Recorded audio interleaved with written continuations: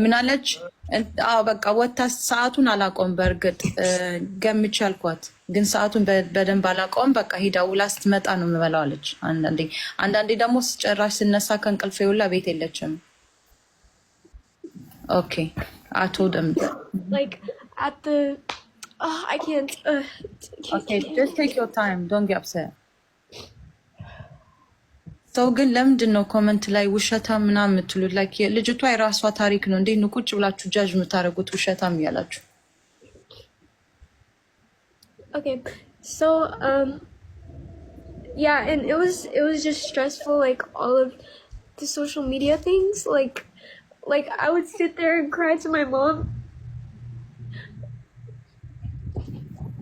Daisy, don't get upset, don't cry, it's okay. No, I would sit there and cry to my mom and tell her that social media is stressing me out. And how like sometimes like I didn't even want to go in public anywhere. And Yeah. By the way, like we always walked on foot. So imagine like I don't even have the privacy from people.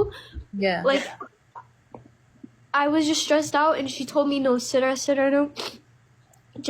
She told me just, you know, she ignored my feelings and she still wanted me to do social media. So this is why I left. It's not because of Alex idolin.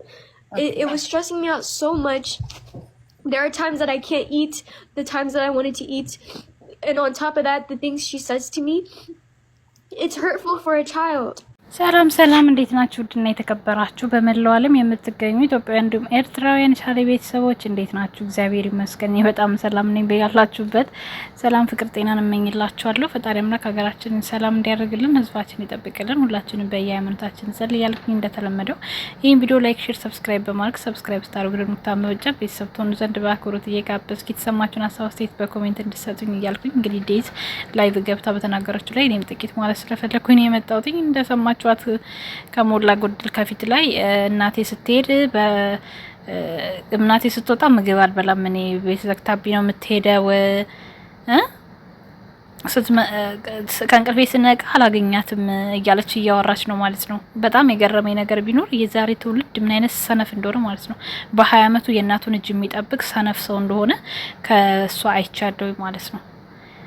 እንዴ እኛ በ10 በ15 አመታችንማ በደንብ እንጀራ ጋግረን ቤት ተቆጣጥረን አረጋ ብቻም አለ።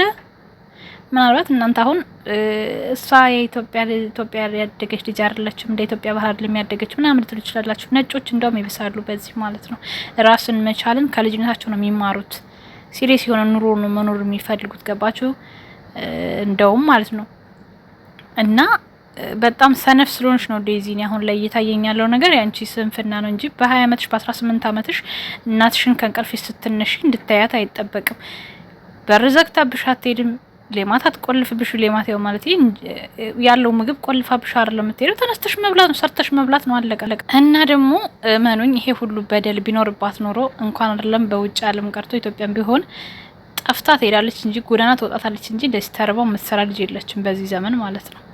እንኳን አይደለም በውጭው ዓለም ትምህርት ቤት እንኳን ሲሄዱ እንኳን ፊታቸው ታይቶ ምን ሆናችሁ እየተባሉ በሚያድጉበት ሀገር ላይ አሁን ማን ያምናል? ይሄንን ብታወሪ ደስ ግን በዚህ ልክ ስለናትሽ ባታወሪ ደስ ይለኛል። እናት ናት። እውነት ለመናገር እምዬን ማንም ሊተካት አይችልም። በእምዬ ሲጀመር ማንም እንትን ማለት አይችልምና አሁን አንቺ ዴዝን እንትናን አሌክስን ስታፈቅሪ ነው ረሃቡ የታየሽ። አሌክስን ስታፈቅሪ ነው የሁሉ ችግር ለማውጣት የተገደድሽው።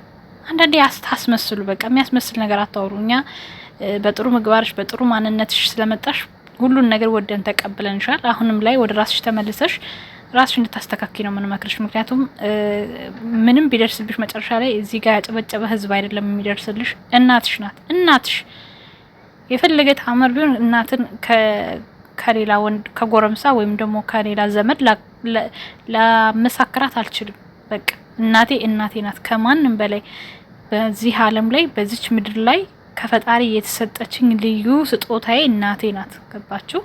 ስለዚህ እናት ናት እና ወደ ራስሽ ተመለሽ። ዴዙነት ለመናገር ያም ሆይ ስላለሽ ሳይሆን ነገ ላይ የምታርፊበትን ሊናሽን የምታውቂውን ብዙዎቻችሁ እናትዬ ያለ ሚዲያ ወጣች ምናምን ለምትሉት ደግሞ ከአቅሙ በላይ ሲሆንባት ነው እናትዬ የወጣችሁ። አለቀ በቃ 4 ነጥብ።